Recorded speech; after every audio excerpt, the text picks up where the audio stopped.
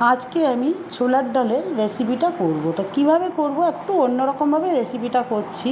ছোলার ডাল তো এমনিই খাও, তো আজকে আমি একটু ঘুরিয়ে করছি। তো আর এদিকে নিয়ে নিয়েছি সোয়াবিন, অল্প পরিমাণে সোয়াবিন ঠান্ডা জলে ভিজিয়ে রেখেছি। ঠান্ডা জলে ভিজালেও হয়, গরম জলে ভিজালেও হয়, তবে ঠান্ডা জলেই আমি ভিজিয়ে নিয়েছি।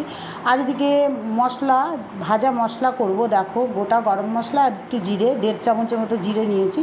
নিয়ে গোটা গরম মশলা আর এই যেটা জিরেটা আছে সেটাকে ভালো করে গরম করে তার সঙ্গে শুকনো লঙ্কা দিয়ে শিলে একসঙ্গে পিষে নেব। নেওয়ার পরে তারপরে ডালটা তো সিটি হয়ে গেছে। ছোলার ডাল যেমন সিটি পড়ে 2-3টে হলেই সেদ্ধ হয়ে যায়, তবে ছোলার ডালটা গোটা রাখবো, মানে এদিকে গলবে না আর এদিকে নরম হয়ে যাবে। এইভাবে ছোলার ডালটাকে আমি সিটি দিয়ে নিয়েছি। দেখো, তো ছোলার ডালের রেসিপিটা না এইভাবে করলে খুবই ভালো লাগে রুটির সাথে।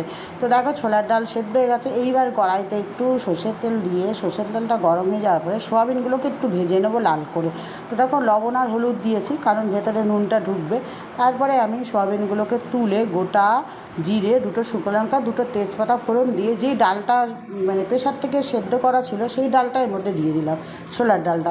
তারপরে একটু জল দিলাম, দিয়ে একসঙ্গে ডালটার সঙ্গে নাড়াচাড়া করে নিলাম, যেটা ফোড়নটা দিয়েছি একসঙ্গে। তারপরে স্বাদ মতো লবণ আর স্বাদ মতন হলুদ, মানে পরিমাণ মতন হলুদ দেবো। তো হলুদটা একটু অল্প পরিমাণে দেবো, দিয়ে একসঙ্গে মিশিয়ে নিচ্ছি। নিয়ে তারপরে আমি যে সোয়াবিনগুলো ভেজে রেখেছিলাম সেই সোয়াবিনগুলো এর মধ্যে আমি দিয়ে দেবো। তো আজকে আমার রেসিপিটা সোয়াবিন দিয়ে ছোলার ডাল। তো তোমরা কি করে দেখেছো? এইভাবে করে দেখো, অসাধারণ লাগে। তো আমি মাঝে মাঝে এইভাবে করি, তো আজকে তোমাদের সাথে শেয়ার করলাম। তারপরে আমি একটু চিনি দেবো, চিনিটা একটু বেশি পরিমাণে দেবো, কারণ হলো যেহেতু ছোলার ডাল একটু মিষ্টি লাগে তার জন্য। আর রুটির সাথে সবসময় একটু মিষ্টি ভালো লাগে। তো অনেকে না চাইলে নাও দিতে পারে, তবে এটা মিষ্টি দিলেই বেশি ভালো লাগবে, যেহেতু সোয়াবিন আর ছোলার ডাল তো ওর জন্য।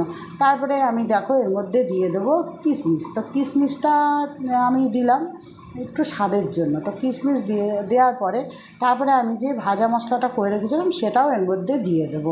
তো ভাজা মশলাটা দিয়ে তারপরে ভালো করে একসঙ্গে মশলাটা মিশিয়ে নিয়ে আমার আজকে হয়ে গেল সোয়াবিন দিয়ে ছোলার ডাল। তো আমার ভিডিওটা তোমাদের কেমন লাগলো অবশ্যই বলো। আর 1 চামচ গাওয়া ঘি তো দেবই, কারণ সম্পূর্ণ নিরামিষ রেসিপিটা খুবই ভালো লাগে। অনেকে সোয়াবিন খেতে ভালো লাগে না, এইভাবে করলে অনেকে ভালোবাসে না।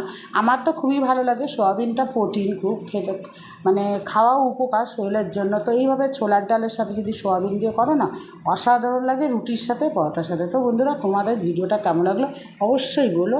দেখা হবে নেক্সট।